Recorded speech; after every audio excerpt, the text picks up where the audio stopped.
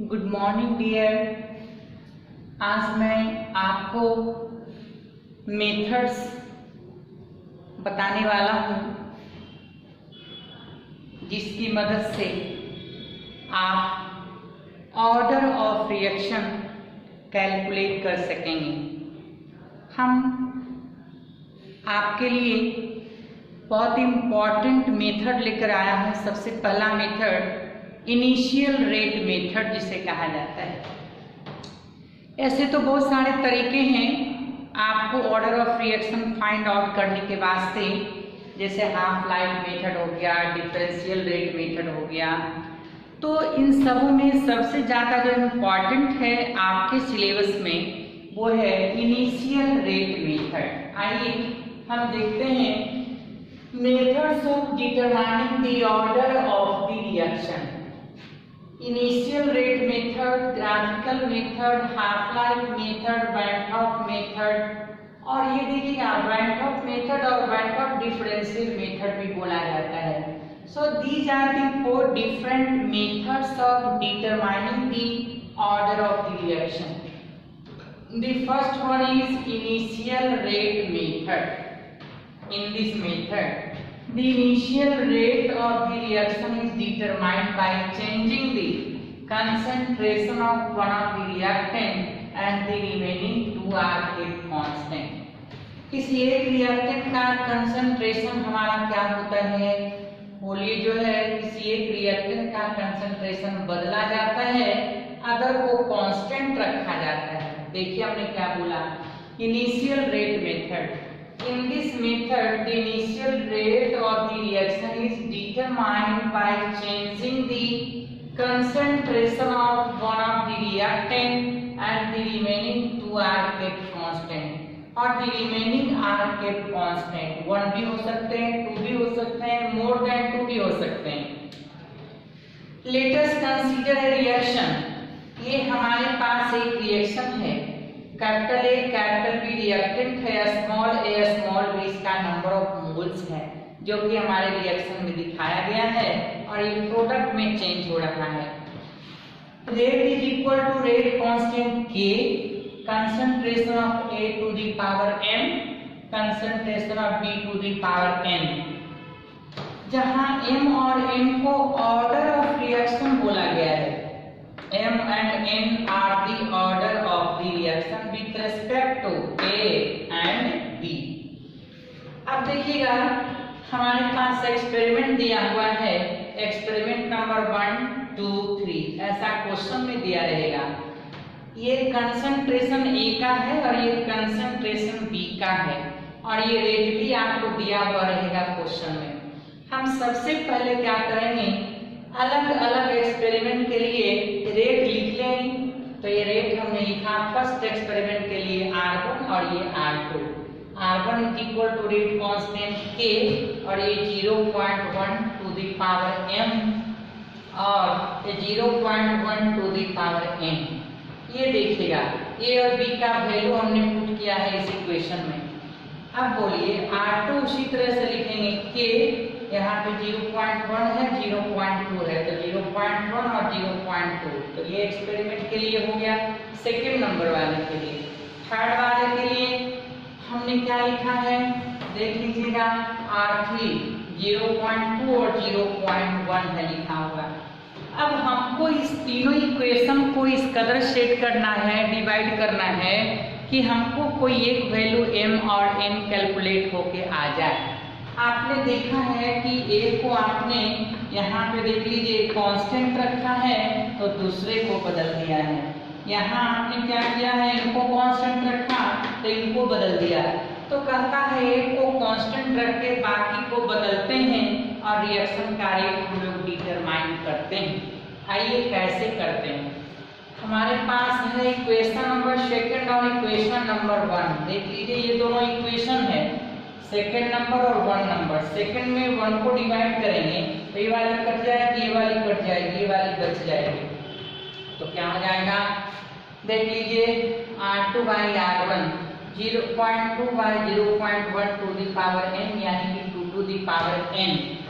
और अब देखिएगा R2 का वैल्यू पता है, R1 का वैल्यू पता है और और 2 टू द पावर n हमें क्या है बोलिए कैलकुलेट होके आया है 2 टू द पावर 1। ये दोनों का देख लीजिए बेस सेम है तो पावर भी सेम होगा, इसलिए n का वैल्यू हो गया 1, यानी कि इस n का वैल्यू हमें कैलकुलेट होके आ गया 1। अब हमें क्या करना है, एक्सपेरिमेंट नंबर 3 देखिएगा R3 में हमको R1 को डिवाइड कर देना है, तो R3 बाई R1। R3 का वैल्यू आप देख रहे हो यहाँ पे क्या है, R1 का वैल्यू भी देख रहे हो, n कैंसिल हो गया। अब 2 टू दी पावर m, फिर से वही 3 टू 6 है, बेस दोनों का क्या हो गया सेम, तो पावर भी क्या हो जाएगा सेम। तो फिर रेट को कैसे एक्सप्रेस करेंगे, इस तरीके से जो आपने लिखा था a टू दी पावर 1 और b टू दी पावर 1, यह रेट का एक्सप्रेशन हुआ। अच्छा, यदि क्वेश्चन में पूछा गया आपसे कि रेट कांस्टेंट कैसे इवैल्यूएट करोगे, रेट कांस्टेंट कैसे फाइंड आउट करोगे, तो आपका क्या जवाब होगा, जरा ध्यान से सुनिएगा।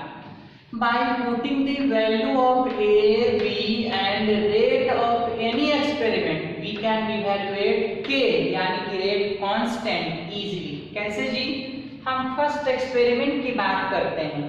3 × 10 टू दी पावर 4 R1 का वैल्यू दिया हुआ है रेट, जो यहाँ पे आपने देखा। अब मैं यहाँ पे लिखने वाला हूँ, ये जो आपका रेट दिया हुआ है देख रहे हैं, रेट कैसे लिखेंगे हम, रेट का यूनिट क्या होगा हमारा, रेट का यूनिट होगा मोल, लीटर इनवर्स और सेकेंड इनवर्स, ये सारा दिया हुआ है। अब आप चेक कर लीजिए यहाँ पर हम क्या लिखने वाले हैं, ये जो हमारे पास आ गया है R1 हमने लिख दिया, रेट कांस्टेंट हमने लिख दिया, A का वैल्यू लिख दिया, B का वैल्यू लिख दिया। अब देखिए K फाइंड आउट करना है, आराम से निकल जाएगा। ये चूंकि सेकेंड ऑर्डर का है तो सेकेंड ऑर्डर का रेट कांस्टेंट का यूनिट आपको यहाँ पे हमने प्लेस किया हुआ है। अब आइए, इसको आपने सीखा है तो आपको ये लग रहा होगा कि क्वेश्चन कैसा दिया हुआ रहेगा और कैसे हम सॉल्व करेंगे। तो ये क्वेश्चन भी आपके लिए मैंने यहाँ पे लिखा हुआ है, जरा गौर से देखिएगा। The following results have been obtained during the kinetics studies of the reaction। ये रिएक्शन दिया हुआ है, इसका काइनेटिक्स स्टडी किया गया है। एक्सपेरिमेंट नंबर 1 2 3 4 क्वेश्चन में दिया हुआ है, ए और बी का कंसंट्रेशन दिया है और आपको रेट का वैल्यू भी दिया हुआ है। अब आप सोचिए, डिटरमाइन करना है rate law and rate constant of the reaction. Rate law का मतलब हमें ये वाला लिखना होगा इस तरह का, और रेट कांस्टेंट का मतलब जो हमने आपको यहाँ पे कैलकुलेट करना सिखाया वो रेट कैलकुलेट करना होगा।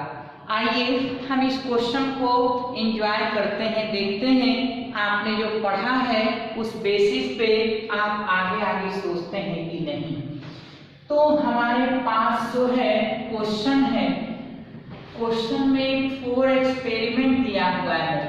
हमें सबसे पहले वो 4 एक्सपेरिमेंट के वास्ते रेट का एक्सप्रेशन लिखना पड़ेगा। देखिए हम कैसे लिखने वाले हैं।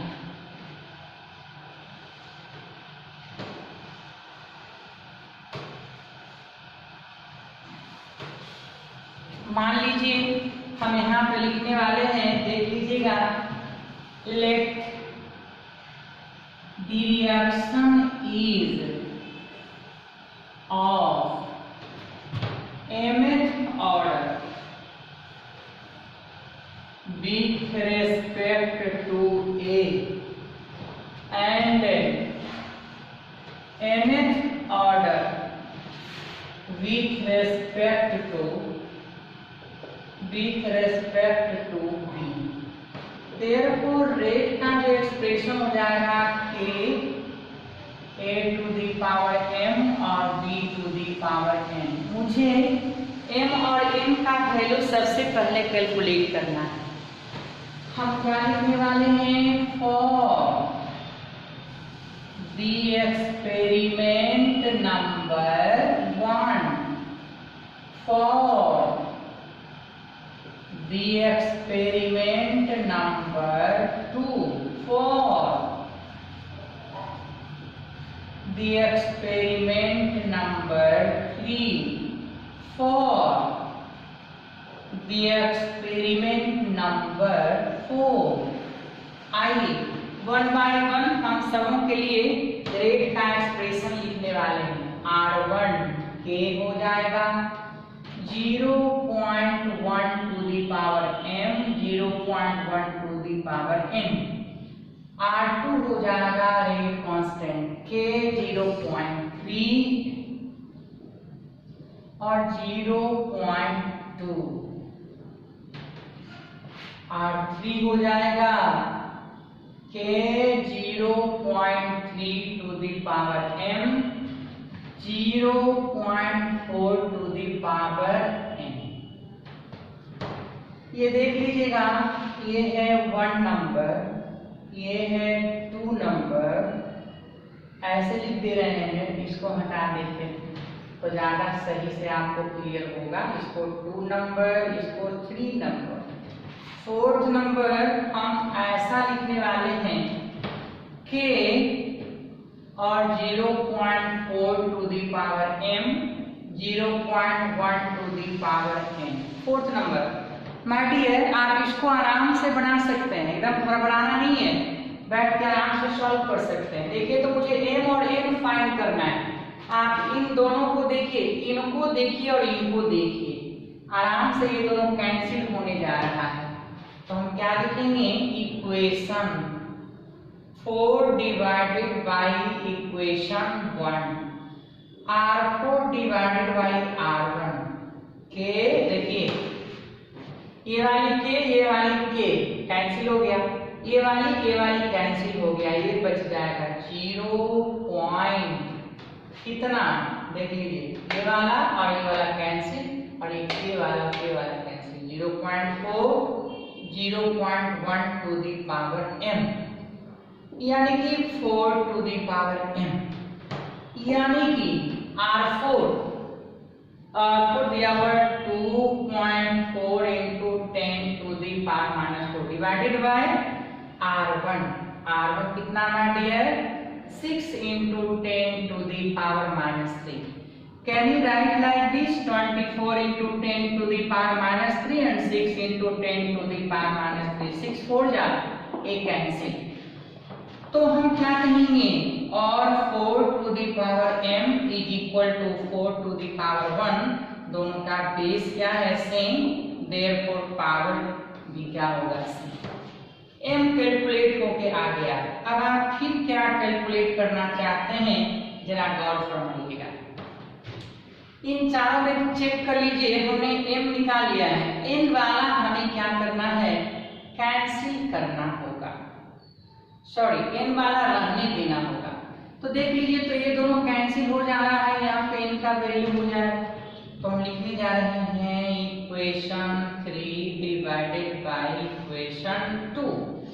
इन दोनों को चेक कीजिए, ये कैंसिल, ये बच जाएगा। तो R3 by R2 is equal to 0.4 divided by 0.2 to the power n, 2 to the power n is equal to R3 कितना हमारे, R3 का वैल्यू है 2.88 into 10 to the power -1, R2 का वैल्यू है 7.2 into 10 to the power -2। अब देख लीजिएगा, ये आप कैसे लिख सकेंगे, ये आपको हो जाएगा, देख लीजिएगा 2.8 into 10 to the power -2, 7.2 into 10 to the power -2 cancel, ये 4 हो गया। It means 2 to the power 2, तो 2 to the power n is equal to 2 to the power 2, base क्या हो गया, सेम, पावर भी सेम, तो n is equal to 2। तो रिएक्शन हमारा देखिएगा, a के रेस्पेक्ट में हो गया फर्स्ट ऑर्डर और b के रेस्पेक्ट में हो गया सेकंड ऑर्डर। तो हम रेट कैसे एक्सप्रेस करेंगे, देयरफॉर रेट की जब बात करेंगे तो रेट कांस्टेंट k हो गया, a टू द पावर और b to the power a to the power n था यानी कि 1, b to the power n यानी कि 2। तो ये हो गया हमारा रेट का एक्सप्रेशन। यदि रेट कांस्टेंट निकालना चाहते हैं तो क्या होगा, फ्रॉम एक्सपेरिमेंट नंबर 1 देख लीजिए 1 में क्या है, r1 is equal to 0.1 power m 1 हो गया, 0.1 टू द पावर 2 तो 10 टू द पावर -3 हो गया।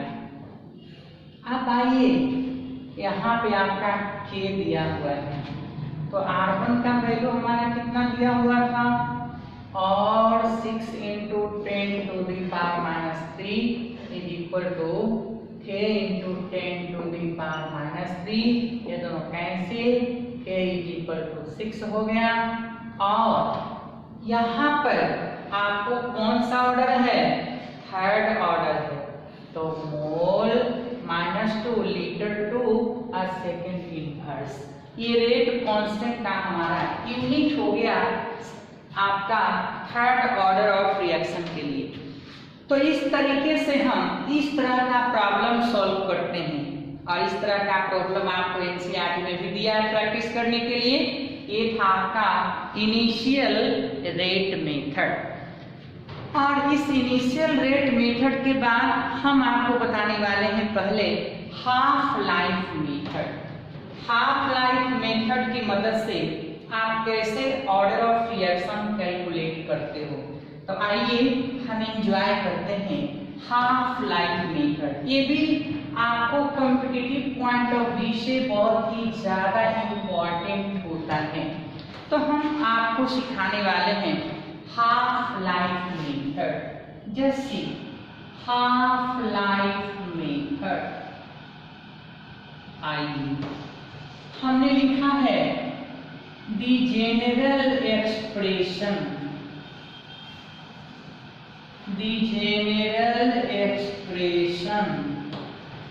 for the half life period, for the half life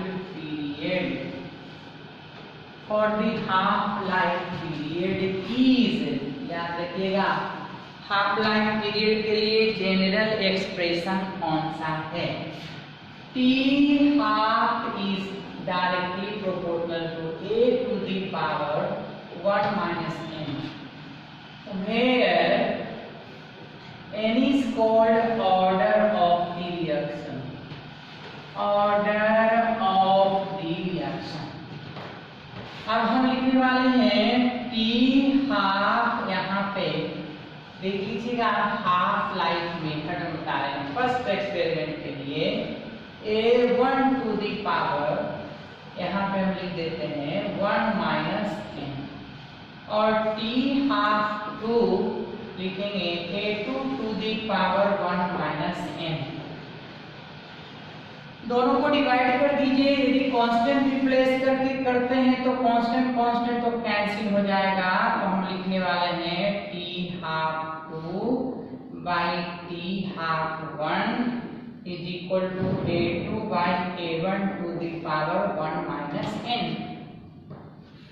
अब आइए लॉग ले लीजिए दोनों साइड का, टेकिंग लॉग बोथ साइड्स,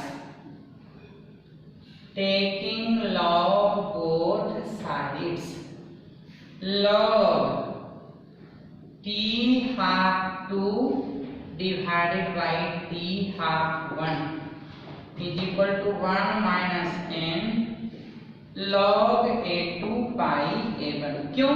तो फिर log m to the power n, तो n log m। अब हमें क्या करना होगा, again 1 minus n is equal to आपका वैल्यू हो जाएगा log t half 2 by t half 1 divided by log a2 by a। अब देखिए हमें n कैलकुलेट करना है, therefore order of reaction n इस तरफ आ जाएगा, तो क्या हो जाएगा 1 minus log t half 2 by t half 1 divided by log A2/F। ये था हमारा ऑर्डर ऑफ रिएक्शन कैलकुलेट करने का formula.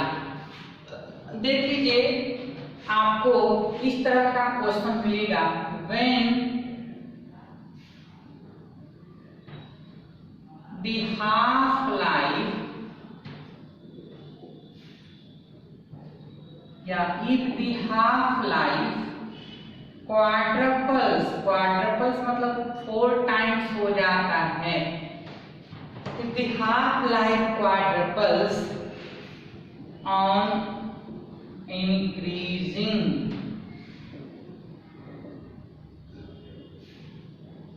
the concentration of the reactant twice, then find the value of n, value of n, n का value निकालना है। देख लीजिए हम आंसर कैसे करने वाले हैं।